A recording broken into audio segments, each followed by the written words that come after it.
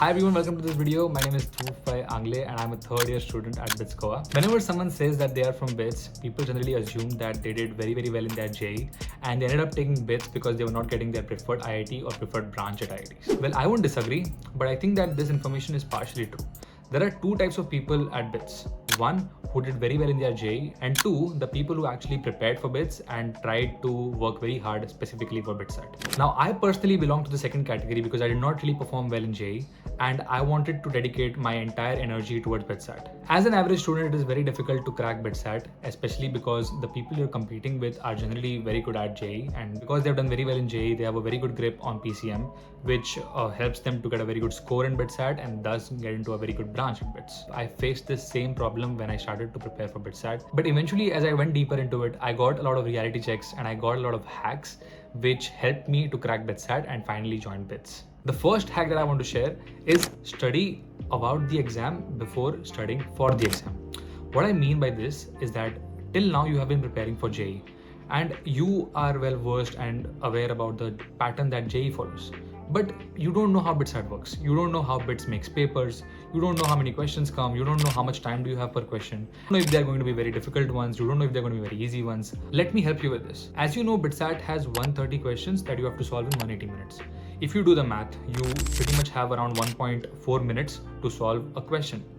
Now, if you have 1.4 minutes to read a question, to understand a question, to pick up your pen, to actually write down things, it's going to be very difficult, right? Because in JEE, you have around 3 to 4 minutes to solve a question. Initially, you always have to solve the questions which can be done within 1 to 1.5 minutes, because that way you're going to save some time for the questions that are very difficult. While studying, you might come across a lot of concepts which are very difficult to solve and take a lot of time to actually, get the answer. So you have to realize that these questions might not really come in BITSAT because they can't be solved in 1.5 minutes or 2 minutes. There is no normalization in BITSAT like in JEE.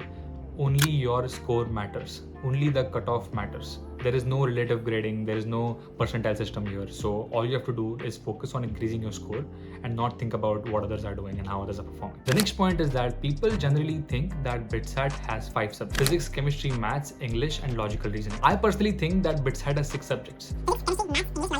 And exam temperament. This 6 subject will determine how well are you in these 5 subjects. If you don't have a proper exam temperament in BITSAT, you will end up messing everything that you know in these 5 subjects. And if you want to increase your chances of getting into BITS, I think that you should have a very good grip in at least 5 out of these 6 subjects. You can be a little weak in one of physics, chemistry, or maths. That depends on your strengths and weaknesses, but you have to be very strong in English and logical reasoning. A lot of students ask me how much of their syllabus should be complete to be able to get into BITS. Well, to be honest, I think 100% syllabus is the most ideal case if you want to crack BITSAT with flying colors. But realistically, if you're not very well prepared with your syllabus, I think physics and chemistry you should at least try to do 85 to 90% of your syllabus. Maybe 60 to 70% syllabus in maths is fine. You should be very well versed in the level 1 of your coaching module or a BITSAT relevant book like our Photo BITSAT question bank. And that's the only case wherein you will actually be able to perform well in the BITSAT exam. So the crux of this point is that BITSAT actually has 6 subjects and exam temperament is very important if you want to perform well in the other 5. The next point is that English and logical reasoning is very important. Physics, chemistry, and maths might go for a toss because BITSAT is a very unpredictable exam.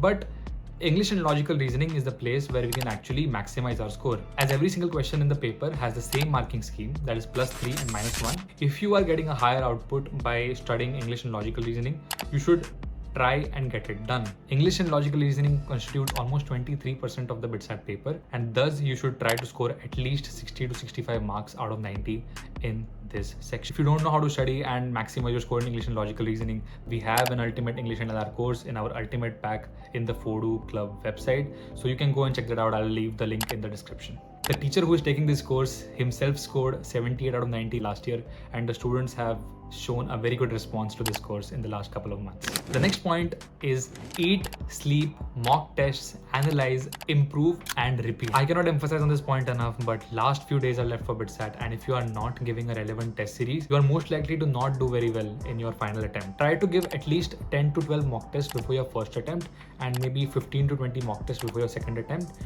so that you are very well prepared with your exam temperament as well as the syllabus that you have completed. Try to take a test series which gives you a detailed analysis and solutions of your performance so that you don't have to spend time to understand where you went right and where you went wrong. This way you'll be saving up a lot of time and it will be much easier for you to improve and analyze yourself. Once again, if you want a relevant test series for BITSAT, you can check out Photo Club. You get detailed solutions, you get detailed analysis, you also get mentorship sessions with BITSians. I'll leave the link in the description. You can check it out if you want. The next point is that mock tests are underrated. As I told you previously, BITSAT does not have 5 but 6 subjects. Regardless of your syllabus completion, if you are not answering relevant mock tests for BITSAT, you are missing out and there are high chances of you not performing well in your final exam. A lot of times when you give mock tests, you get demotivated because you do not get a good score. But you have to remember that you're not giving mock tests to get great scores. You are giving mock tests to be honest to yourself and to improve with every single test, to learn how to manage your time during the exam, to grow as a person, as well as experiment and understand the strategy about how to give your mocks more efficiently. Next, I want to talk about the mock test attempting strategy.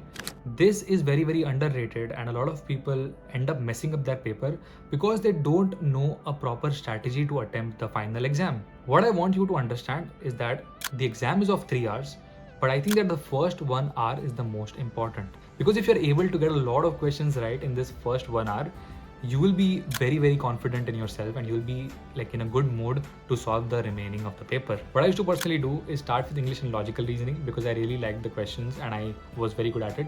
So that way I would maximize my score there. Second, I would do my favorite subject, which was physics. So after English and LR, I used to go and solve modern physics, electrodynamics, ray optics, and pretty much some easy parts of mechanics like kinematics and work power energy.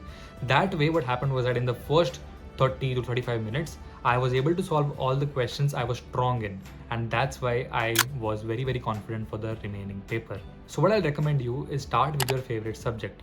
अगर तुम starting of the paper में ही अपने सारे favourite सवाल कर लो तो तुम्हारे अंदर एक बहुत अच्छा कॉन्फिडेंस आ जाएगा and you will be looking forward to the remaining of the paper. I will also request you to at least do 10 to 12 mocks before your first attempt and try to do these mock test with different exam strategy. कभी math से start करो तो कभी chemistry से, then maybe you can try doing English and logical reasoning. You can experiment and try out various different strategies and come down to that one which you actually find the most helpful. Remember that your final BITSAT exam is just another mock test.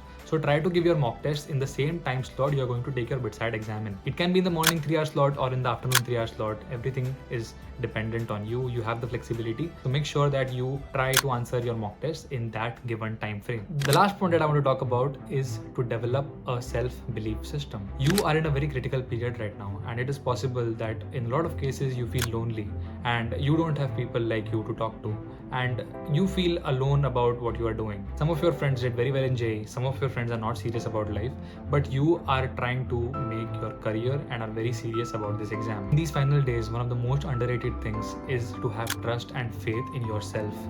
This is one of the reasons why Photo Club is doing very well, because in our student communities, everyone helps each other out and they try to solve each other's doubts. This way, people help each other and grow together. I remember the days when I used to feel very demotivated and very low. Sometimes your parents or your teachers or your elder siblings have high expectations from you, and what happens is that you yourself feel very demotivated and you take all the blame on yourself that you're not able to do it. But I request you to develop a self-belief system कि जो भी हो जाए, I will try my best in the next 50 to 60 days. I will make sure that I give my best in the next 50 to 60 days. If you've been watching the video till here, I want you to go to the comment section and comment साथ में फोड़ेंगे, because a lot of times this journey gets very lonely, right? And that's why we need to empower each other and we need to make sure that we develop a self-belief system. That's pretty much it for this video. All the points that I mentioned are based on my personal experience. I personally faced these points in 2021 when I was preparing for BITSAT. If there was someone who could tell me these points beforehand, I would perform much better in my final BITSAT exam. But nevertheless, I thought that it was my responsibility as an elder brother to make this video for you, and I really hope that you take all these points seriously. Thank you so much for watching this video. All the best for your studies and take care of yourselves in these times. Bye bye.